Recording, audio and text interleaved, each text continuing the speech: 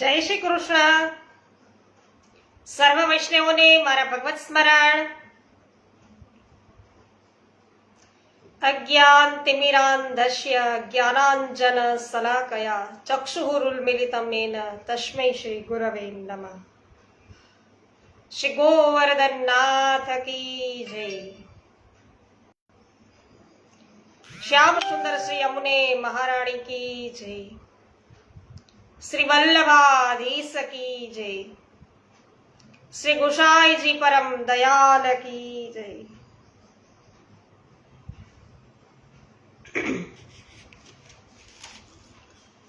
આનંદનો આવિષ્કાર, જેમાં શ્રી ગોકુલનાથજીથી આપણે સર્વ કોઈ પરિચિત થઈ રહ્યા છીએ. ગોકુલનાથજી પણ આનંદ સાગર છે. વૈષ્ણવો, એ આનંદનો આવિષ્કાર છે અને જેમના જીવન ચરિત્રથી આપણે પરિચિત થઈ અને સર્વ કોઈ આનંદ છે એ માણી રહ્યા છીએ, કારણ કે આનંદનો આવિષ્કાર છે વૈષ્ણવો. તો એમના જીવન ચરિત્ર વિશે જાણીને સાંભળીને આપણે બધા ધન્ય થઈ રહ્યા છીએ અને વૈષ્ણવો, આપણા હૃદયની અંદર પણ આનંદનો ઉમળકો, આનંદનો અહેસાસ થાય એવા શ્રી ગોકુલનાથજી, કે જેમણે માલા અને તિલકનું રક્ષણ કર્યું છે અને આપણે સર્વ કોઈ છે ગર્વ લઈ શકીએ એવા આપણા ગુરુ, એવા શ્રી ગોકુલેશજીથી આપણે સર્વ કોઈ અત્યારે પરિચિત થઈ રહ્યા છીએ આનંદના આવિષ્કાર દ્વારા. આજે શરૂઆત કરીએ વૈષ્ણવો કે ગોકુલનાથજીએ છે આપણા વૈષ્ણવ સંપ્રદાય અર્થે કઈ કઈ પ્રકારની જહેમતો ઉઠાવી છે, કેટલો શ્રમ ઉઠાવ્યો છે. સાથે સાથે વૈષ્ણવો તેમને દરેકે દરેક વૈષ્ણવ પ્રત્યે, એ પછી શ્રી મહાપ્રભુજીના સેવકો હોય, ગુસાઈજીના સેવકો હોય, પોતાના સેવકો હોય, કે આપણે સમગ્ર વૈષ્ણવ સૃષ્ટિ હોય, એમના પ્રત્યે એમને કેટલો સ્નેહ ભાવ છે. તો એ પ્રકારે વાર્તા આગળ ચલાવી અને આપણે સર્વ જાણીએ. કૈલાસભાઈ કિરાર, આપ સર્વપ્રથમ ઉપસ્થિત થયા છો, આપનું સ્વાગત છે. જય શ્રી કૃષ્ણ. રંજનબેન લુણાગરિયા, જય શ્રી કૃષ્ણ. જે આર વડાલિયા, જય શ્રી કૃષ્ણ. કાંતાબેન કોઠડિયા, જય શ્રી કૃષ્ણ. વિનોદભાઈ ગજ્જર, જય શ્રી કૃષ્ણ. નીતાબેન પટેલ, જય શ્રી કૃષ્ણ. કરશનભાઈ ભુવા, ગીતાબેન ભુવા, જય શ્રી કૃષ્ણ. પ્રવીણભાઈ વસોયા, જય શ્રી કૃષ્ણ. સ્વાગત છે સર્વ વૈષ્ણવોનું. બાદશાહ જહાંગીર ગુજરાતના પ્રવાસેથી આગ્રા પાછા પહોંચ્યા છે અને ગરમીના દિવસો હતા. રાજ્યમાં સુખ શાંતિ હતી. આથી તેણે ઉનાળો કાશ્મીરમાં વિતાવવાનો વિચાર કરી અને તે માટેની તૈયારીઓ કરાવી. ચિદ્રુપને પણ ઉજ્જૈનમાં આ સમાચાર મળી ગયા, એટલે એણે વિચાર કર્યો કે બાદશાહ કાશ્મીર જાય તે પહેલા મારે મથુરા પહોંચી જ જવું જોઈએ, કારણ કે વૈષ્ણવોનો સૌથી મોટો ગઢ મથુરા છે. એટલે મથુરા, ગોકુળ, વૃંદાવનના વૈષ્ણવ મહારાજો અને તેમના સેવકોની કંઠી ઉતરાવીશ તો બાકીના બધા આપોઆપ ઉતારી નાખશે. આમ વિચારી તે ઝડપી પ્રવાસ કરતો મથુરા તરફ આગળ વધતો ગયો. વૈષ્ણવો દ્વારા ચિદ્રુપના મથુરા આવવાના સમાચાર શ્રી ગોકુલેશજીને ગોકુળમાં મળતા હતા. આ સમાચાર સાંભળી ગોકુળ મથુરાના વૈષ્ણવો ઘણી ચિંતા કરવા લાગ્યા. ત્યારે શ્રી ગોકુલેશજીએ આજ્ઞા કરી કે તમે સિદ્ધને ચિંતા કરો છો, જેણે આ માર્ગ પ્રગટ કરાવ્યો છે તે જ તેની રક્ષા કરશે. માટે નિશ્ચિંત રહી તમે સેવા સ્મરણનું તમારું કર્તવ્ય કર્યા કરો. એટલે કે શ્રી મહાપ્રભુજી છે એ સર્વ કઈ છે કરવા સમર્થ છે, તો સર્વ કઈ તે યોગ્ય કરશે. તમે સિદ્ધને જ બધા ચિંતા કરો છો, વૈષ્ણવોને આવું કહ્યું છે. તો જ્યારે ચિદ્રુપ છે એ મથુરાની નજીક આવી પહોંચ્યો ત્યારે શ્યામદાસ નામનો એક સારસ્વત બ્રાહ્મણ છે એ દોડતો દોડતો શ્રી ગોકુલનાથજી પાસે આવ્યો અને તે વેળા આપ શ્રી પ્રસાદ લઈ વિશ્રામ કરી રહ્યા હતા. તેણે શ્રી ગોકુળનાથજીને દંડવત પ્રણામ કરી સર્વ સમાચાર કહ્યા. એટલે આપશ્રીએ વિચાર કર્યો કે શાસ્ત્રોએ ગૃહસ્થ અને સંન્યાસીના અલગ અલગ ધર્મો બતાવ્યા છે. શાસ્ત્રોની અંદર નિયમો છે વૈષ્ણવો, પણ સંન્યાસીઓના અલગ છે, ગૃહસ્થ હોય એના માટે પણ અલગ છે. એટલે એ વિચાર કર્યો છે ગોકુલનાથજીએ. તો ગૃહસ્થનો ધર્મ છે કે તેણે સંન્યાસીનો સત્કાર કરવો, તો તેમને ભિક્ષા માટે પોતાને ત્યાં આવવા આમંત્રણ આપી અને ભિક્ષા આપવી. તો ચિદ્રુપ સાથે વિચારભેદ ભલે હોય, પણ તેથી મારો ગૃહસ્થ ધર્મ છોડાય નહીં. તો આપશ્રી તરત જ ગોપીનાથ ત્રિવેદી નામના સેવકને સાથે લઈ ઘોડે સવાર બની ચિદ્રુપને જે રસ્તે આવતો હતો તે રસ્તે સામે છે પધાર્યા. અને ગોપીનાથ ત્રિવેદી સંન્યાસીને ઓળખતા હતા. તેમણે દૂરથી તેને ઓળખ્યા અને તે નજીક આવ્યો એટલે શ્રી ગોકુલેશજી ઘોડા પરથી નીચે ઉતર્યા અને બે હાથ જોડી નમો નારાયણ કરી અને નમસ્કાર કર્યા. ચિદ્રુપની સાથેના તેમના સેવકોએ એવું કહ્યું કે ગોકુળના ગોસાઈ શ્રી ગોકુલેશજી આપને નમો નારાયણ કહે છે. ત્યારે ચિદ્રુપે પણ સામે નમો નારાયણ કહી શ્રી ગોકુલેશજીની પરીક્ષા લેવા એવું પૂછ્યું કે આપ તો ગોકુળના ગોસાઈ છો, માટે અમને બતાવો કે મથુરાની યાત્રાએ આવનાર પ્રથમ ક્યાં જાય અને તેણે શું કરવું જોઈએ. શ્રી ગોકુલેશજીએ કહ્યું કે સર્વપ્રથમ આપે વિશ્રામ ઘાટે જઈ મસ્તક મુંડાવી સ્નાન કરવું જોઈએ. પછી પ્રભુના જન્મસ્થાનમાં દર્શન કરી તીર્થ ઉપવાસ કરવો જોઈએ. પછી ગોકુળ ગોવર્ધન આદિ બ્રજના લીલાસ્થાનોના દર્શન કરવા જોઈએ. વળી આપ સંન્યાસી છો, અમે ગૃહસ્થ છીએ, માટે અમારે ત્યાં ભિક્ષા લેવા ચાલો. આજે તો એ શક્ય નથી, તમે અમારી સાથે મથુરા ચાલો. તમે જો મારે ત્યાં ન આવવાના હો તો મારે મથુરા આવવાનું કોઈ પ્રયોજન નથી. હું ગૃહસ્થ છું, એટલે મારો ધર્મ છે કે સંન્યાસી તરીકે તમારો અતિથિ સત્કાર કરવો, માટે હું આવ્યો હતો. અને તમારો ધર્મ છે સંન્યાસી તરીકે ગૃહસ્થને ત્યાં ભિક્ષા અર્થે જવું. મેં મારો ધર્મ પાળ્યો છે. તમારો ધર્મ તમારે પાળવો કે કેમ તેનો નિર્ણય તમે જ કરો, તે ઉચિત રહેશે. ભલે, હું તમારીથી વિદાય હવે લઈશ. શ્રી ગોકુલેશજી ગોકુળ તરફ પાછા ફર્યા. ચિદ્રુપ મથુરાના માર્ગે આગળ વધ્યો. તેણે મથુરા જઈ સૂર્યકુંડ ઉપર મુકામ કર્યો છે અને સૂર્યકુંડની નજીકમાં જ તેણે પોતાનો નિવાસ માટે એક ગુફા છે તૈયાર કરાવી. મથુરા અને વૃંદાવનના સ્વામીઓ, સંતો, મહંતો, બ્રાહ્મણો, ચૌધરીઓ સૌ તેને મળવા આવ્યા. અને ચિદ્રુપ સૌને એક જ વાત કહેતો કે અરે, તમે હજીએ તુલસી માળા પહેરો છો? હિન્દુ થઈને આવો અધર્મ કરો છો? શાસ્ત્રોની પણ અવજ્ઞા કરો છો? તત્કાળ તુલસી માળા ઉતારી અને રુદ્રાક્ષ માળા પહેરી લ્યો. સારું છે કે બાદશાહ જહાંગીર હાલ અહીં નથી. તેને બહાર પાડેલા ઢંઢેરાની તો તમને ખબર છે ને? જો તે જાણશે તો તુલસી માળા સાથે તમારું મસ્તક છે ધડથી ઉતારી દેશે. તમે રુદ્રાક્ષ માળા ધારણ કરશો તો ભગવાન શિવ તમારું ભલું કરશે. તો સૌ ચિદ્રુપની આ વાત ચૂપચાપ સાંભળી લેતા, પણ કોઈ તેની આંખમાં આંખ પરોવી સીધી રીતે પૂછી શકતું નહીં કે કોઈ શાસ્ત્ર ચર્ચા કરવા પણ હિંમત કરતું નહીં.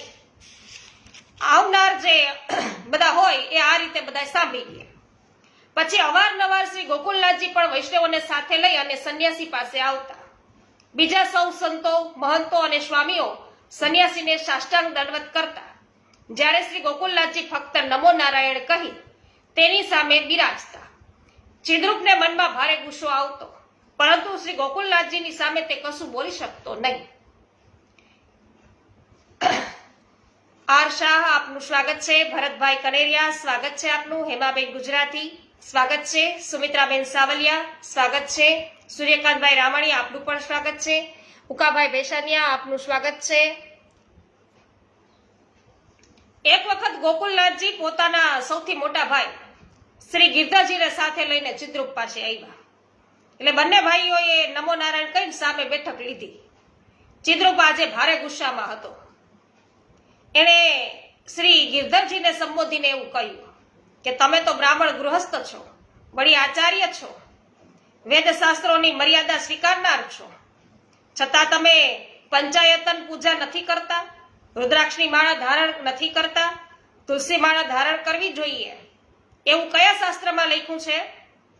શ્રી ગોકુલનાથજીએ કહ્યું, સ્વામીજી, તુલસી માળા ધારણ કરવા માટે અનેક શાસ્ત્રોની આજ્ઞા છે. ગરુડ પુરાણ કહે છે, જે માણસને નિત્ય તુલસી પ્રાપ્ત થઈ શકતી હોય અને છતાં પણ જો તે તુલસી વડે પ્રભુનું પૂજન ન કરે તો તેની 100 વર્ષ સુધી કરેલી પૂજા પણ નિરર્થક બને છે. સ્કંદ પુરાણમાં પણ કહ્યું છે કે વૈષ્ણવ જેવું કોઈ ઉત્તમ પાત્ર નથી, ગૌદાન જેવું ઉત્તમ દાન નથી, કાલિંદી સમાન કોઈ તીર્થ નથી અને તુલસી સમાન ઉત્તમ પત્ર નથી. તેથી જેમ વાયુથી રેતી ઉડી જાય તેમ તુલસી માળા જોઈને યમરાજા છે એના દૂતો પણ છે દૂરથી જ નાસી જાય છે. એ જ સ્કંદ પુરાણમાં ભગવાન આજ્ઞા કરે છે કે તુલસી પત્રની બનેલી મારી પ્રસાદી માળા જે પહેરે છે તેને તેના પ્રત્યેક પાંદડે નિત્ય અશ્વમેઘ યજ્ઞનું ફળ છે એ મળે છે. જય હો. તો વળી માર્ગશીર્ષ મહાત્મામાં પણ એવું કહ્યું છે કે કળિયુગમાં તુલસીની માળા પહેરીને જે દેવ કાર્ય પિતૃ કાર્ય કરે છે તેને કરોડો ગણું ફળ છે એ મળે છે. જે મનુષ્ય પાપ બુદ્ધિથી તુલસીની માળા પહેરતા નથી તેમનો નરકમાં છે એ છુટકારો થતો નથી. તેઓ ભગવાનના કોપરૂપી અગ્નિની અંદર બળ્યા કરે છે. પદ્મ પુરાણ, પ્રહલાદ સંહિતા, બ્રહ્મ વૈવર્ત પુરાણ જેના સર્વશાસ્ત્રો તુલસી માળાના મહાત્મ્યનું ગાન કરે છે માટે તુલસી માળા છે એ શાસ્ત્રીય છે. તો વૈષ્ણવો આજે કયા કયા પુરાણોની અંદર કયા શાસ્ત્રની અંદર તુલસી માળા વિશે કહેવામાં આવ્યું છે એનાથી આપણે સર્વ કોઈ પરિચિત થયા. તો મને આજે ખૂબ આનંદ થયો વૈષ્ણવો. આપણે બધા છીએ શ્રી મહાપ્રભુજીના પ્રતિકરૂપ કે પ્રભુએ છે આપણું બ્રહ્મ સંબંધ કરાયું નામ શરણ દીક્ષા છે વૈષ્ણવો આપી છે અને આ બંને રૂપે આપણે 2 કંઠીમાલા છે એ અત્યારે ધારણ કરીએ છીએ અને એનું તો ઘણું બધું મહાત્મ્ય પણ વૈષ્ણવો આપણે જોયું કે સ્નાન કરવાથી પણ વૈષ્ણવો પછી કઈ રીતે આપણે કંઠીજી ધારણ કરેલા હોય એટલે આપણું શરીર પણ અને મન પણ કઈ રીતે પવિત્ર થાય છે એ તો આપણે જાણીએ છીએ. સાથે સાથે વૈષ્ણવો એ પણ જાણીએ છીએ કે તુલસી માળા છે એ આપણા ગળાની અંદર હોય એટલે આપણે હંમેશા નિર્ભય રહીએ છીએ કારણ કે યમદૂતો પણ વૈષ્ણવો એનાથી દૂર ભાગે છે. સાથે સાથે આપણે શ્રી મહાપ્રભુજીના દાસ છીએ, સેવક છીએ એનું આપણને સદાયને માટે સ્મરણ રહે છે એટલે આપણે અનુચિત કાર્યો કરતા હંમેશા અટકીએ છીએ. અને આજે વિશેષ એ જાણવા મળ્યું છે કે કોણ એના ગાન કરી રહ્યા છે શાસ્ત્રોની અંદર. તો વધારે અધિક આજે છે આનંદ ઉપસ્થિત થયો છે, વધારે માહિતી છે કંઠીજીનું આપણા માટે વધી ગયું વૈષ્ણવો. અને ગોસ્વામી શિવ પુરાણમાં રુદ્રાક્ષની માળા ધારણ કરવાનું મહાત્મ્ય છે બતાવતા એવું કહ્યું છે કે કેશના અંબોડામાં, બાહુમાં, કંઠમાં તથા કાનમાં જે પુરુષ ભક્તિપૂર્વક રુદ્રાક્ષ ધારણ કરે છે તેને શિવલોકની પ્રાપ્તિ થાય છે માટે રુદ્રાક્ષની માળા ધારણ કરવી જોઈએ.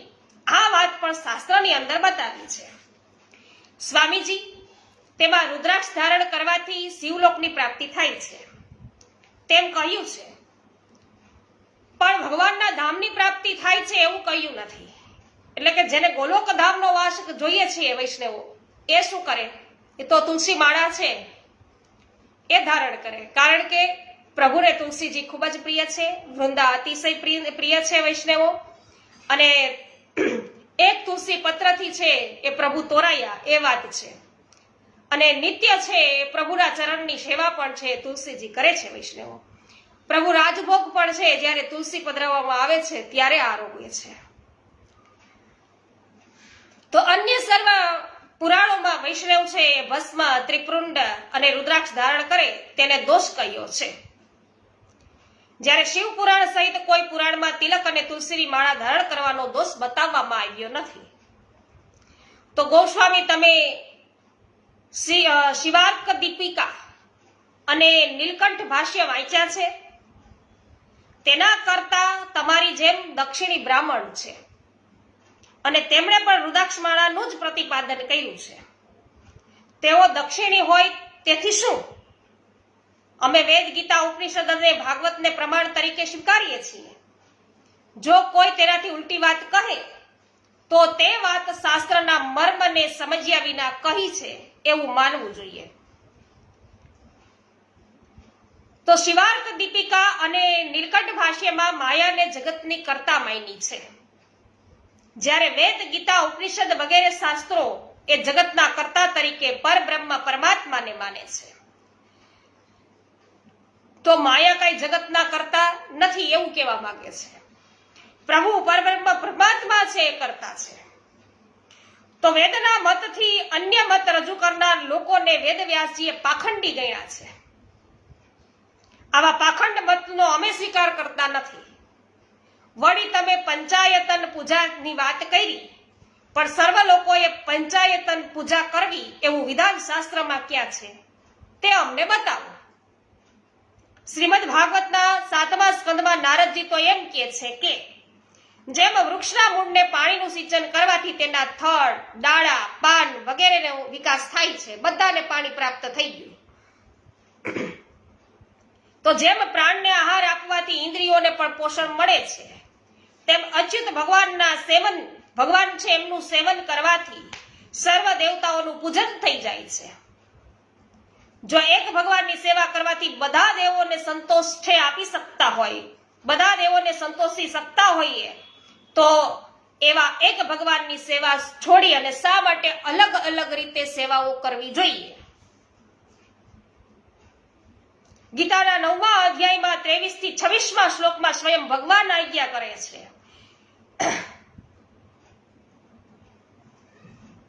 સર્વ યજ્ઞોના ભોગતા અને ફળ આપનાર હું જ છું એમ. તો મારું યજન કરનારા મને પ્રાપ્ત થાય છે. આમ સાચી શાસ્ત્રીય વિધિ પરબ્રહ્મ પરમાત્માના સેવનની જ છે. આ શાસ્ત્ર વચનો સાંભળી ચિદ્રુપ મૂંગો થઈ ગયો અને તેની પાસે છે ને આનો કોઈ જવાબ નહોતો, તેથી તે આગળ કશું બોલી શક્યો નહીં. તો વૈષ્ણવ, આપણને કઈ શાસ્ત્રનું જ્ઞાન નથી કે કયા એટલા શાસ્ત્રમાં આમ કહેવામાં આવ્યું છે ને આ શાસ્ત્રમાં આમ કીધું, કારણ કે આપણે કોઈ પણ પ્રકારના પુસ્તકોથી માહિતગાર હોઈએ નહીં, એટલે આપણે કોઈ પણ પ્રકારની ચર્ચા કરી શકીએ નહીં. શાસ્ત્ર ચર્ચા તો વાત જુદી જ રહી, ઊંડાણથી કરવાની આવે. પણ આપણા સમર્થ ગુરુઓ આવા છે વૈષ્ણવ, કહેવાનો અર્થ એમ છે કે જે દરેકે દરેક પ્રકારના શાસ્ત્રો છે એમને જાણે છે અને પછી છે વૈષ્ણવો આપણે નિચોડ એનો જે છે એ આપણને કહ્યો છે. અનિલાબેન સોલંકી, પ્રભુદાસભાઈ સોલંકી સ્વાગત છે. બગસરાથી ઉપસ્થિત થયા છે વિઠ્ઠલભાઈ ગોંડલિયા, સ્વાગત છે. ગજેરા ગીતાબેન, આપનું સ્વાગત છે. વિનોદભાઈ જય હો, રંજનબેન જય હો, ગોપાલભાઈ ઘુમલિયા સ્વાગત છે. મનીષાબેન અઘેરા, કેવી પટેલ, રમેશભાઈ ચાંગાની, આર શાહ, આપ સર્વનું સ્વાગત છે. શ્રી ગિરધરજી તથા શ્રી ગોકુલલાલજી ગોકુલ તરફ પાછા પધાર્યા. ફરી એક વખત જ્યારે બંને ભાઈઓ ચિદ્રુપ પાસે ગયા ત્યારે તેણે કહ્યું કે બ્રાહ્મણે હંમેશા અગ્નિહોત્ર કરવું જોઈએ, તમે કેમ અગ્નિહોત્ર કરતા નથી? સંન્યાસીજી, ભાગવતના 7મા સ્કંદમાં કહ્યું છે કે દરેક મનુષ્ય પોતાની શક્તિ પ્રમાણે સ્વધર્મનું આચરણ કરવું અને વિધર્મથી દૂર રહેવું. તો વૈષ્ણવો, આપણે અત્યારે ભાગવતમાં ક્યાં પહોંચ્યા? 5મા સ્કંદમાં પહોંચ્યા છે અને આ 7મા સ્કંદમાં આવું કહેવામાં આવ્યું છે એમ કે છે. તો તેથી કર્મ માર્ગની જે બાબતો આપણાથી બની શકે તે કરવી, જે ન બની શકે તેને માટે દોષ લાગતો નથી. ચિદ્રુપ પાસે આનો કોઈ જવાબ ન હતો, એટલે તેણે એક બીજો મુદ્દો ઉઠાવ્યો. તમે સ્ત્રીઓ અને શૂદ્રોને પણ દીક્ષા આપીને તુલસી માળા પહેરાવો છો, તો ઘરના કાર્ય તેમની પાસે કરાવો છો, તે શું બરાબર છે? શંખ સ્મૃતિના પહેલા અધ્યાયમાં સ્પષ્ટ આજ્ઞા છે કે બ્રાહ્મણ, ક્ષત્રિય અને વૈશ્ય એ ત્રણેય વર્ણ છે એ દ્વિજ છે. તેથી વણિક, પાટીદાર અને ક્ષત્રિય એ શૂદ્ર નથી. તો ધર્મશાસ્ત્રો એ મોચી, ઘાંચી, સરાણિયા, માછી, કુંભાર વગેરે શૂદ્ર જાતિમાં ગણાવ્યા છે. માટે અમે વર્ણાશ્રમનું શાસ્ત્ર આજ્ઞા પ્રમાણે જ પાલન કરીએ છીએ. શ્રી ભાગવતના દ્વાદશ સ્કંદમાં સ્પષ્ટ આજ્ઞા છે કે દીક્ષા મંત્રથી દેહનો બીજો સંસ્કાર થાય છે. તો બ્રાહ્મણના છોકરાને ગાયત્રી મંત્રની દીક્ષા આપવાથી તેને વૈદિક કર્મ કરવાનો અધિકાર મળે છે, તેમ ભગવાન નામની દીક્ષા મળ્યા પછી તેને ભગવાનની સેવા કરવાનો અધિકાર મળે છે. આવા જીવને વૈષ્ણવની સંજ્ઞા પ્રાપ્ત થાય છે. પછી કઈ જ્ઞાતિના છે, શું છે, કાંઈ વૈષ્ણવ છે, બસ એટલું જ જોવાનું છે. તો એ સ્ત્રી હોય તોય શું, શુદ્ર હોય તોય શું, કઈ લેવા દેવા અહીંયા પુષ્ટિ માર્ગમાં નથી. એ વૈષ્ણવ હોવા જોઈએ. તો ગીતાજીમાં પણ ભગવાને એવું સ્પષ્ટ કહ્યું છે કે જે મારું અનન્યપણે ભજન કરે છે તે કદાચિત દુરાચારી હોય તો પણ તેને સાધુ પુરુષ જાણવું. તો જે બ્રાહ્મણો, વૈશ્યો અને ક્ષત્રિયો ભગવાનનો આશ્રય કરે તેમની ઉત્તમ ગતિ થાય તેમાં નવાઈ શી.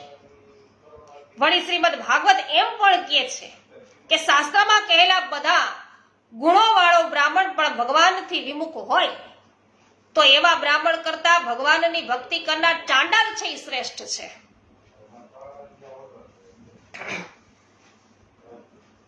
એટલે જ કીધું ને વૈષ્ણવો એક શાખીની અંદર કે વલ્લભ ભજતા કોઢિયો ભલો, વલ્લભ ભજતા કોઢિયો ભલો, ભલે ચૂહે હાડ ને ચામ, પા કંચન જેવી કાયા શું કામની, કે જેના મુખમાં નહીં શ્રી વલ્લભ નામ. તો ગોસ્વામી હું આવી બધી જીભા જોડી સાંભળવા માંગતો નથી. બાદશાહ જહાંગીરે જે હુકમ કર્યો છે તેનો માત્ર તમે અમલ કરો કે, કારણ કે તમે બાદશાહની પ્રજા છો અને રાજા છે એના આજ્ઞાનો તમારે અનાદર કરવાના ફળ હંમેશા માઠા જ હોય છે. માટે મારી આ છેલ્લી વાત તમે સમજી લ્યો. હવે ના પીગા એટલે આવું કીધું. તો અહીંયા તો સુંદર રીતે સ્પષ્ટ રીતે કહી દીધું કે સ્ત્રી અને શૂદ્રોને તમે શા માટે કે કંઠી પહેરાવો છો, શું કામે એને સેવક બનાવો છો, શા માટે બ્રહ્મ સંબંધ આપો છો. તો કહેવાનો અર્થ એમ છે કે ભાઈ ભગવાનનો ભક્ત થવા માટે તૈયાર હોવા જોઈએ. કોઈ પણ હોય ભગવાનનો ભક્ત પછી ક્યાંય પ્રકારના જ્ઞાતિના વાળા નથી, કોઈ પ્રકારના રૂપ ગુણ નથી જોતા, નથી ગરીબ છે કે તવંગર છે એ પણ જોતા. તો સર્વ કોઈ છે એ પ્રભુની ભક્તિ કરવા માટે છે એ હકદાર છે. તો એ પ્રભુની ભક્તિ કરે ને એ કોઈ પણ દોષવાળા હોય છતાં પણ પ્રભુ છે એને સ્વીકારે છે. અને ગમે તેવા ઊંચી જ્ઞાતિમાં રૂપવાન હોય, સર્વગુણ સંપન્ન હોય, છતાંય પણ પ્રભુનું જ નામ લેવું નથી મુખેથી, તો પ્રભુ કે હું એનો સ્વીકાર કરતો નથી. તો સ્વામીજી રાજા ધર્મ આચરણ જ કરે છે એવી અમારી શ્રદ્ધા છે. તે બાબતમાં અમને પૂછશે તો તેને પણ અમે આ જ શાસ્ત્ર આજ્ઞા કહીશું. અમને રાજાનો ડર બતાવશો નહીં. આમ નિર્ભયતાપણે છે ઉત્તર આપી શ્રી ગોકુલેશજી પાછા ગોકુળ પધાર્યા અને પછી ગિરધરજી પાસે જઈ આપશ્રીએ કહ્યું કે દાદાભાઈ, આજે સંન્યાસી સાથે આવી ચર્ચા થઈ છે. મને લાગે છે કે તે શાસ્ત્રની વાત સાંભળવા સમજવા તૈયાર નથી, એટલે તેને ભવિષ્યમાં મળવું હિતકર નથી. વલ્લભ એટલે કે શ્રી ગોકુલનાથજીને બધા ઘરમાં વલ્લભ કહે છે. એટલે વલ્લભ ચિદ્રોપ બાદશાહનો માનીતો છે. આપણે તેની પાસે નહીં જઈએ તો તે રીસાશે અને બાદશાહને આપણી વિરુદ્ધ છે એ ભંભેરશે. તેથી તેની સાથે દેખીતું વેર કરવામાં મુશ્કેલીઓ ઊભી થશે. માટે મારું માનવું છે કે અવારનવાર તેની પાસે જતા રહેવું અને શાસ્ત્ર ચર્ચા કરવી. ભલે આપની જેવી આજ્ઞા. જો આપ પધારશો તો મારે પણ આપની સાથે આવવું પડશે, પરંતુ સંન્યાસીને સારું લગાડવા માટે ત્યાં જવું તે મને યોગ્ય લાગતું નથી. મારું માનવું છે કે અધર્મીઓ છે એ તો એનાથી તો દૂર જ રહેવું સારું. પાવતીબેન ઠુમર આપનું સ્વાગત છે. માલતીબેન કનાડિયા આપનું પણ સ્વાગત છે. ગોપાલભાઈ કુમલિયા જય હો. રશીલાબેન સોજિત્રા સ્વાગત છે. જય હો. રંજનબેન પ્રભુદાસભાઈ જય હો. બાદશાહ જહાંગીર કાશ્મીર જતા વ્રજમાંથી પસાર થતા હતા. મહાવન પાસે આવેલા કર્ણાવલ નામના સ્થાને તેના ડેરા તંબુ તણાયા. શ્રી ગુસાઈજીના સમયથી બાદશાહ અકબર સાથે સંબંધ બંધાયો હતો. પરિણામે શ્રી ગુસાઈજીએ એવો શિષ્ટાચાર છે એ સ્થાપિત કર્યો હતો કે બાદશાહ જ્યારે શ્રી ગોકુળની આજુબાજુથી પસાર થતા હોય ત્યારે તેમને મળી આશીર્વાદ આપવા. આ શિષ્ટાચાર પ્રમાણે શ્રી ગોકુલેશજી બાદશાહ જહાંગીરને આશીર્વાદ આપવા કર્ણાવલ પધાર્યા. શ્રી ગોકુલેશજી નજીક પધાર્યા એટલે જહાંગીરે તેમના લલાટમાં તિલક જોઈ અને ગુસ્સાથી પૂછ્યું, ગુસાઈજી, તમે હજી બાબાજીની સૂચનાનું પાલન કરી અમારા હુકમ પ્રમાણે તમારા માલા તિલક ઉતાર્યા લાગતા નથી. કેમ, શો વિચાર છે? જહાંગીરના ગુસ્સાથી સહેજ પણ વિચલિત થયા વિના શ્રી ગોકુલેશજીએ સ્વસ્થતાથી કહ્યું, બાદશાહ સલામત, અમે હિન્દુ ધર્મના અનુયાયીઓ છીએ. જેમ આપ કુરાનને શરીફની આજ્ઞાનું પાલન તત્પરતાથી કરો તેમ અમે વેદશાસ્ત્રની આજ્ઞાનું પાલન કરવા તૈયાર છીએ. તમારા બાબાજી વેદશાસ્ત્રની આજ્ઞા પ્રમાણે જે કંઈ કહે તે કરવા અમે તૈયાર છીએ. પરંતુ તમારા કોઈ મૌલવી કુરાને શરીફથી વિરુદ્ધ તમને કંઈ કહે તો તે તમે સ્વીકારશો? અલબત્ત હરગીજ નહીં સ્વીકારો, કારણ કે વ્યક્તિ ગમે તેવી હોય પણ તે મહાન નથી. ધર્મશાસ્ત્રો જ મહાન છે. તમારા એ બાબાજી મનસ્વીપણે સ્વચ્છંદતાથી ધર્મ વિરુદ્ધ અમારી માળા ઉતરાવવા હઠાગ્રહ રાખે તો અમારાથી તે માળા કેવી રીતે ઉતારાય? તેઓ શાસ્ત્ર આજ્ઞા પ્રમાણે કાર્ય કરવામાં માનતા નથી. તમારી મહેરબાનીનો લાભ લઈ તેઓ પોતાની જીદ છે એ ખરી કરવા માંગે છે. તેથી અમે માળા ઉતારી નથી. હિન્દુ શાસ્ત્રોમાં તુલસીની માળા કે તિલક વિરુદ્ધ એક પણ અક્ષર જો તેઓ અમને બતાવે તો તેઓ જે કહે તે કરવા અમે તૈયાર છીએ. જો તેવા વચનો તેઓ ન બતાવી શકે તો તમારે માનવું પડશે કે તેમની વાત ધર્મથી વિરુદ્ધ છે અને તેથી તમારો હુકમ પાછો ખેંચવો પડશે. જો તમારી આ તૈયારી હોય તો હું શાસ્ત્ર ચર્ચા કરવા તૈયાર છું. શ્રી ગોકુલેશજીના આવા નિર્ભય વચનો સાંભળી બાદશાહ જહાંગીરે પૂછ્યું, એમ તો તમે બાબાજી સાથે શાસ્ત્ર ચર્ચા કરવા તૈયાર છો? હા, જો તમારી ઈચ્છા હોય તો હું તૈયાર છું. બાદશાહ જહાંગીર વિચારમાં ખોવાઈ ગયા. જહાંગીર સ્વભાવે કડક હતા. તેમનો આગ્રહ રહેતો કે તેમના હુકમનો જે કોઈ અનાદર કરે તેને ફાંસીની શિક્ષા કરવી જોઈએ. તેથી જહાંગીરનો ન્યાય છે એ ભારે ચર્ચાનો વિષય બન્યો હતો. જહાંગીરના હુકમને જહાંગીરી હુકમ તરીકે દુનિયા છે એ ઓળખતી અને તેનાથી ડરતી પણ ખરી. છતાં શ્રી ગોકુલેશજીના જવાબથી જહાંગીર છે એ જરાય સ્વસ્થતા ગુમાવી નહીં અને જહાંગીર કશું બોલ્યા વિના મૌન રહ્યા. એટલે શ્રી ગોકુલેશજી તેમને આશીર્વાદ આપી ગોકુળ પધાર્યા.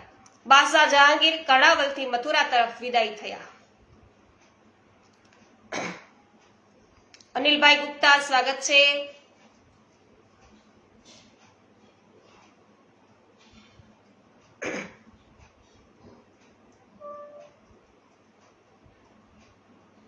સોનલબેન સતાશી, આપનું પણ સ્વાગત છે. જય હો વિનોદભાઈ. તો મથુરાથી સમાચાર છે, વૈષ્ણવો આવશે હમણાં. શ્રી ગોકુલેશજીએ ગોકુલ પધારી સર્વશાસ્ત્ર ગ્રંથો એકત્રિત કર્યા હવે અને સેવાના બંને સમયને બાદ કરતા બાકીના દિવસ રાત સર્વશાસ્ત્રોમાંથી માળા અને તિલક અંગેના પ્રમાણો છે ભેગા કરવામાં તેમણે ઘણો શ્રમ કર્યો. તે સર્વ વચનો સાર સંગ્રહ નામે ગ્રંથમાં એકત્રિત કર્યા અને બાદશાહ મથુરા પહોંચે ત્યારે ત્યાં તેમને મળવા જવાની અને ચિદ્રુપ સાથે જરૂર પડે શાસ્ત્ર ચર્ચા કરવાની ઘણી મોટી એવી તૈયારી છે તેમણે કરી લીધી. તે માટે રાતોરાતના એમને ઉજાગરા કર્યા વૈષ્ણવ. કોના માટે? આપણા બધા માટે, પુષ્ટિ માર્ગ અર્થે વૈષ્ણવો. તો દિવસભર શાસ્ત્ર અભ્યાસ અને શાસ્ત્રોમાંથી પ્રમાણો શોધવાનું કામ છે એ ચાલતું જ રહ્યું અને પોતાના ધર્મની રક્ષા માટે શ્રી ગોકુલેશજી અત્યંત શ્રમ કરી રહ્યા હતા. અને હવે મથુરાથી સમાચાર આવ્યા કે બાદશાહ જહાંગીરે મથુરામાં રાવણકોટ ખાતે મુકામ કર્યો છે અને તે દિવસે એકાદશી હોવાથી રાજભોગ પર્યંત સેવા પહોંચી ફળાહાર કરી શ્રી ગોકુલેશજી છે એ તો મથુરા જવા તૈયાર થયા. સાથે પોતે તૈયાર કરેલ સાર સંગ્રહ ગ્રંથ લીધો. તો વૈષ્ણવ, આ સાર સંગ્રહ ગ્રંથ આપણે વાંચવા જેવો હશે હો. હજુ સુધી તો આપણને પ્રાપ્ત નથી થયો અને થતો હશે કે નહીં પણ એક પ્રશ્ન છે. તો સર્વશાસ્ત્ર ગ્રંથો પણ લીધા. માલા, તિલક અને ભાગવત પૂજન માટે જેમાં જેમાં વચનો હતા એવા સર્વ પ્રમાણોને સાથે લઈ શ્રી ગોકુલેશજી મથુરા પધાર્યા અને બાદશાહ જહાંગીરના મુકામ પર પહોંચી પોતાના આગમનની ખબર કરી. સમાચાર જાણી જહાંગીર રાજી થયા. તેમણે પોતાના સરદારને કહ્યું, ગોકુળના ગોસાઈજી સાચા ટેકીલા જણાય છે. એમનો ધર્મ સાચો હોવો જોઈએ. તેઓ એ માટે ચર્ચા કરવા રૂબરૂ હાજર થઈ ગયા છે. તો મારા બોલાવવાની પણ તેને રાહ જોઈ નથી. બાદશાહ જહાંગીર પોતાના તંબુમાંથી બહાર આવ્યા. તેમણે શ્રી ગોકુલેશજીને કહ્યું, ગોસાઈજી, આપ સમયસર આવ્યા છો. હું અત્યારે બાબાજીની પાસે જઈ રહ્યો છું. તમે મારી સાથે ત્યાં આવશો? જો આપ કહેતા હોય તો જરૂર આવીશ. હું તેમની સાથે શાસ્ત્ર ચર્ચા કરવાની સંપૂર્ણ તૈયારી સાથે આવ્યો છું અને હું ઈચ્છું છું કે આપની હાજરીમાં જ શાસ્ત્ર શું કહે છે એનો નિર્ણય પણ થઈ જાય.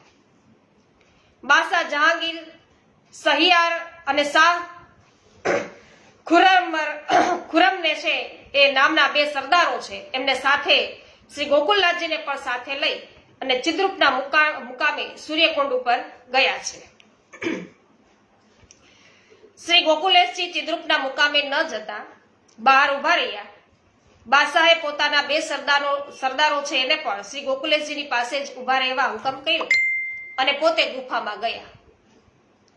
તેમણે ચિદ્રુપને છે નમન કરીને એવું પૂછ્યું કે બાબાજી, હું કાશ્મીર તરફ જઈ રહ્યો છું. મારા માટે આપની કોઈ ખાસ આજ્ઞા છે? ચિદ્રુપ ખળખળાટ હસતા હસતા બોલ્યો, બાદશાહ સલામત, આજ્ઞાનું પૂછવાનું હોય. મને તમે વચન આપ્યું છે એનું પાલન કરો. જે લોકો હજી માલા તિલક ધારણ કરી શાસ્ત્રથી વિરુદ્ધ વર્તન કરે છે તે લોકો તમારું અને તમારા રાજ્યનું અમંગલ કરે છે. તો તેમને માળા તિલક ઉતરાવવાની ફરજ પાડો. દુષ્ટને અને અધર્મીને યોગ્ય દંડ આપી ધર્મનું રક્ષણ કરવું એ તો રાજાનો મુખ્ય ધર્મ છે. બાબાજી, ગોકુળના ગોસાઈ બહાર ઉભા છે. તેઓ તમારી સાથે માળા તિલકની બાબતમાં શાસ્ત્રો શું કહે છે તેની ચર્ચા કરવા તૈયાર છે. તેઓ કહે છે કે શાસ્ત્રોમાંથી જો તમે એક પણ પ્રમાણ એવું બતાવો કે માળા તિલક ધારણ કરવા એ અધર્મ છે તો તેઓ માળા તિલક ઉતારવા માટે તૈયાર છે.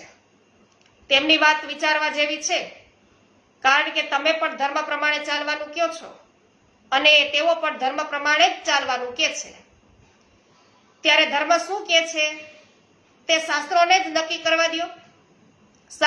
શાસ્ત્રો જે કહે તે તમારે અને તેમણે સ્વીકારવું જોઈએ. તમે કહો તો હું એને અંદર બોલાવું અને મારી હાજરીમાં જ એનો નિર્ણય થઈ જાય.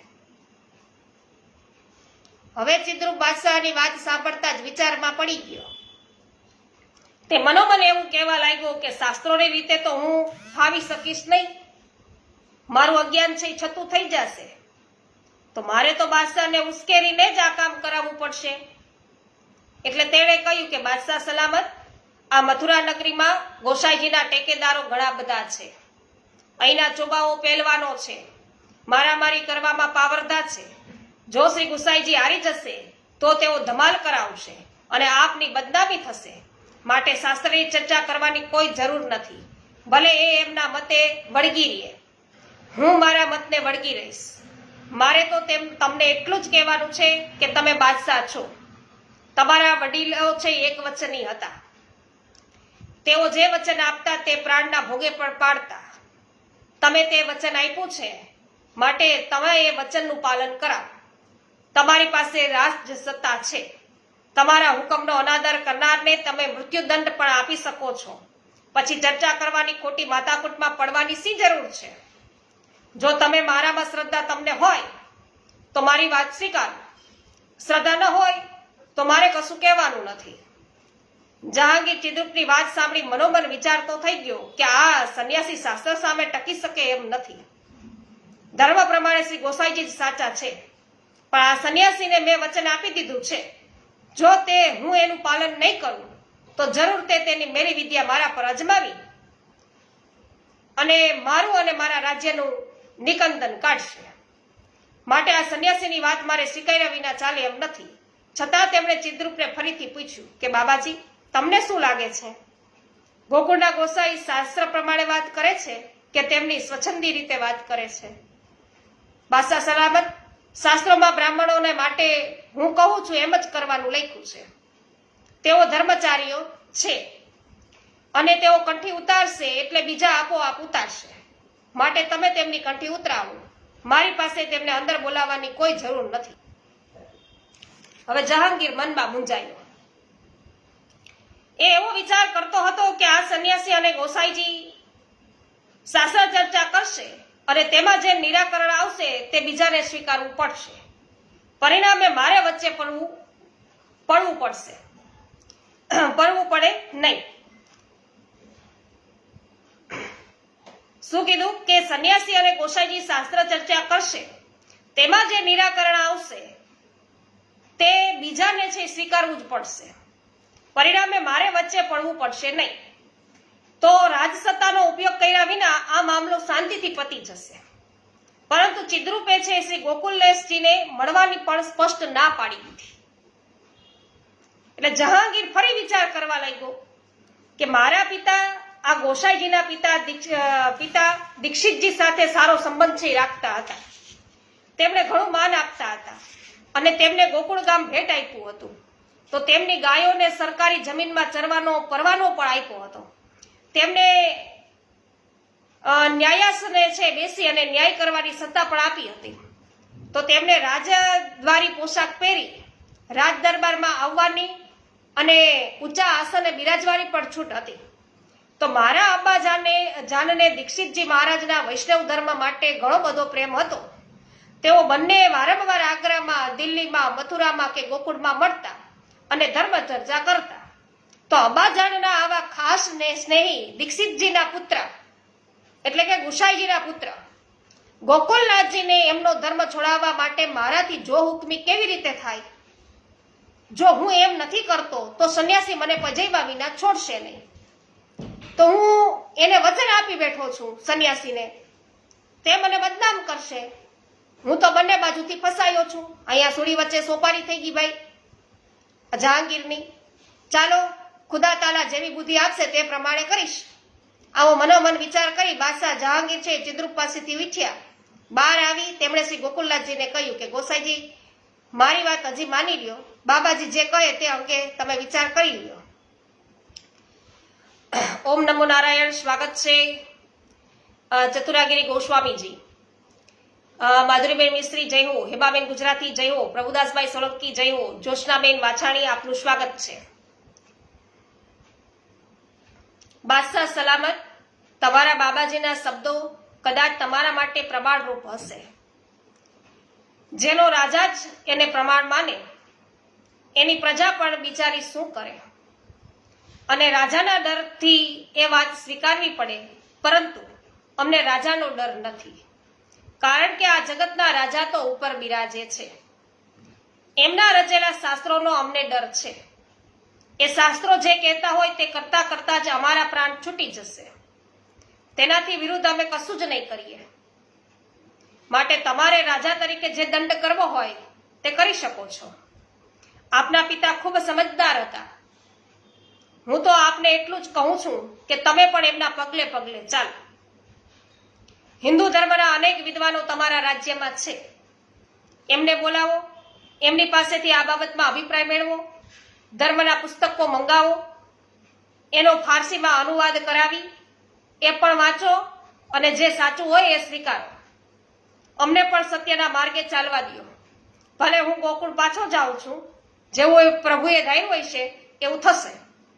તો બાદશાહ જહાંગીરની સાથે એની એક માનીતી બેગમ હતી.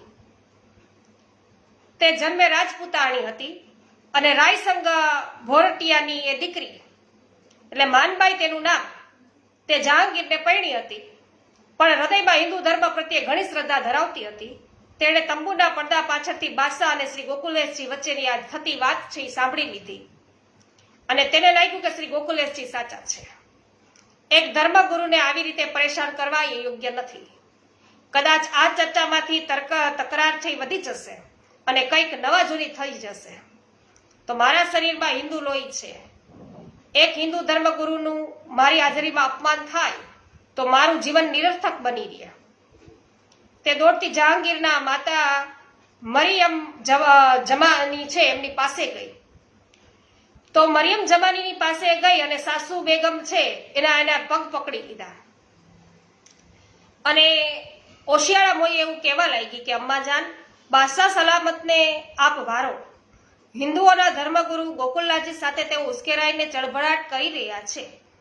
તેમનું અપમાન થાય તે ઠીક નહીં. જો કંઈક ન બનવાનું બની જશે તો હું પણ આ કટાર મારી અને મારી છાતીમાં છે એ ભોંકીને મારા પ્રાણ છે એ ત્યજી દઈશ. માનબાઈના વચન સાંભળી મરિયમ જમાની છે એ ગભરાઈ ગઈ અને તેણે બાદશાહની પટરાણી નૂરજહાંને બોલાવી અને સર્વ હકીકત કહી. નૂરજહાં શ્રી ગોકુલનાથજીને સારી રીતે જાણતી હતી. તેમના પ્રત્યે તેને આદરભાવ હતો.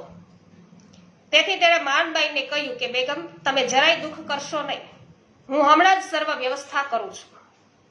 નૂરજહાંએ પોતાના ભાઈ આસફ ખાનને બોલાવ્યો. તે બાદશાહ જહાંગીરનો પ્રધાન હતો. નૂરજહાંએ કહ્યું કે ભાઈ, બાદશાહ સલામતને શાંત પાડો. આપણે ત્યાં પધારેલા હિન્દુ ધર્મગુરુનું અપમાન થાય એવું વર્તન યોગ્ય નથી. તો આસફ ખાન બાદશાહ જહાંગીર પાસે ગયા. તેમણે હાથ જોડી બાદશાહને કહ્યું, જહાંપનાહ, મારી એક વિનંતી છે કે આપ શ્રી ગોકુલનાથજી સાથે નાહકની ચર્ચા કરો છો. ધર્મ એ રાજ્યનો વિષય નથી અને એમાં આપણો તો ધર્મ જ જુદો છે, એમનો ધર્મ જુદો છે. તો આપના અબ્બાજાનના સમયથી આપણે એવી નીતિ સ્વીકારી છે કે આપણે આપણો ધર્મ પાળવો, તેઓ તેમનો ધર્મ પાળે. કોઈએ કોઈના ધર્મમાં છે દખલ ન કરવી. તો આપે બાબાજીને જે વચન આપ્યું છે તો ભલે આપ્યું. હવે આપ બાબાજીને જ આગ્રહ કરો કે તેઓ ગોકુલનાથજીને મળીને તેમની તકરારનો અંત લાવે. એ એના ધર્મના છે તો બંને એના ધર્મનું ફોડી લેશે, આપણે વચ્ચે ન પડવું. તો આસફ ખાન, હું પણ તમારી જેમ જ માનું છું, પણ બાબાજી આ વાત સાંભળવા તૈયાર નથી. એનું શું? છતાં તમે ફરી પ્રયત્ન કરી જુઓ. ઇતબાર ખાન સાથે તમે ગોસાઈજીને લઈને બાબાજી પાસે જાઓ અને આ ઝઘડાનો અંત લાવો. લાલજીભાઈ પટેલ, સ્વાગત છે. રમેશભાઈ, જય હો. પ્રભુદાસભાઈ, જય હો.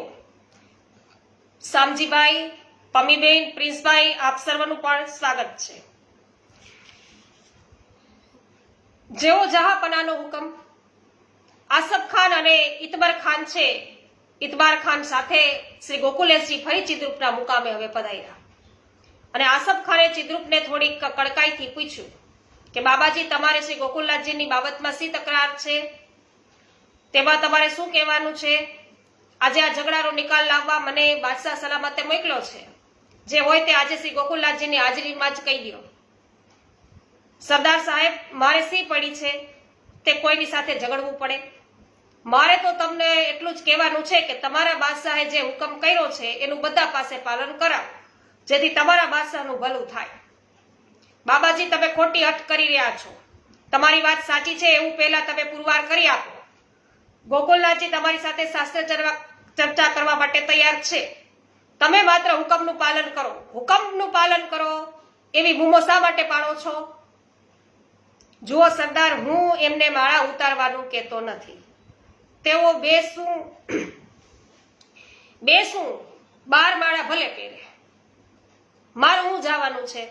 મારે તો એટલું જ કહેવું છે કે જે શુદ્રો છે તેમની માળા ઉતારવી જોઈએ. તેમને ધર્મ પાલન કરવાની શાસ્ત્રોની મનાઈ છે કે. વાહ બાબાજી, હમણાં તો તમે એમ કહેતા હતા અને હવે તમે બીજી વાત કહો છો. આમાંથી કઈ વાત તો અમારે સાચી માનવી? સરદાર તમારા બાદશાહના હુકમનું પાલન કરવાની વાત જ સાચી માનો. બીજી બધી વાતો છે એ ખોટી હોય તો ભલે નહીં. આસફ ખાન ચિત્રકૂટના મુકામની બહાર આવ્યો અને તેણે ગોકુલેશજીને કહ્યું કે મહારાજા સંન્યાસી એક સરખું બોલતો નથી, એટલે એની સાથે વાત કરવાનો કોઈ અર્થ નથી. ચાલો આપણે જઈ અને બાદશાહને આ સમાચાર આપીએ. આસફ ખાને જઈ અને જહાંગીરને સર્વ હકીકત કહી. આસફ ખાન તો પછી તમે જ શ્રી ગોકુલનાથજી પાસે લખાવી લ્યો કે તેઓ બાબાજી કહે તે પ્રમાણે કરવા તૈયાર છે. હવે મારે બીજું સાંભળવાનું કંઈ નથી. આસફ ખાન તમારા બાદશાહ કહે છે તેવું તો હું નહીં લખી આપું. શું પ્રાણ બચાવવા અમે અમારો ધર્મ છોડી દઈશું? અસત્ય માટે અમે સત્ય છે એ વેચીશું? એ તો હરગીઝ નહીં બને. એટલે શ્રી ગોકુલેશજી ત્યાં ઊભા થઈ ગયા ત્યાંથી અને તંબુની બહાર પધાર્યા. પાછળ આવી આસફ ખાને કહ્યું, મહારાજ, રાજનીતિ એમ કે છે કે કુશળતાથી કામ લેવું. હમણાં બાદશાહનું મગજ ઠેકાણે નથી. ન કરવાનું કરી બેસે તો આપણું બધું બગડશે. તે એકવાર લખી આપો ને. હમણાં વધારે બોલવામાં મજા નથી. વખત વિચારવા જેવો છે.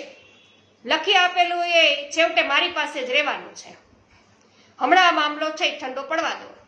બાદશાહ કાશ્મીરથી પાછા આવશે પછી એની વાત પછી. શ્રી ગોકુલેશજીએ કહ્યું કે તમે આગ્રહ કરો છો તો હું લખી આપું કે શાસ્ત્રોએ જે કહ્યું છે તે કરવા હું સંમત છું. ભલે એમ લખી આપો તો તમારું લખાણું બાદશાહને બતાવું એટલે કામ પત્યું. તો બાદશાહને વાંચવાથી અને વિચારવાની હાલ કોઈ ફુરસદ છે? શ્રી ગોકુલેશજીએ કાગળ ઉપર લખાણ કર્યું કે ધર્મશાસ્ત્રો જે પ્રમાણે કહે છે તે પ્રમાણે અમે કરવા માટે બંધાયેલા છીએ. આસફ ખાને બાદશાહની પણ કાગળ ઉપર સહી લઈ લીધી અને બાદશાહે કાગળનું લખાણ વાંચવાની પણ તકલીફ ન લીધી. શ્રી ગોકુલેશજી છે ગોકુળ પાછા પધાર્યા. બાદશાહ જહાંગીરે મથુરાથી કાશ્મીર તરફ આગળ વધતા ઇતબાર ખાનને બોલાવીને એવો હુકમ કર્યો કે મથુરાના સુબાને બોલાવીને મારો હુકમ આપો કે બાબાની મરજી પ્રમાણે તે ચાલે. શેર ખાન ફોજદારને પણ બાબાજીની આજ્ઞા પ્રમાણે ચાલવાનો હુકમ આપો. બાબાજીની સર્વ વ્યવસ્થા બરાબર થવી જોઈએ. આમ હુકમ કરી અને બાદશાહ આરામ કરવા માટે રવાના થયા. તો વૈષ્ણવો, હજુ ઘણું બધું છે આપણે જાણવાનું છે. આવતીકાલે આપણે આગળ વધારીશું. આજે સમય છે આપણો ઉપર થયો છે ઘણો બધો. જયશ્રીબેન પટેલ, સ્વાગત છે.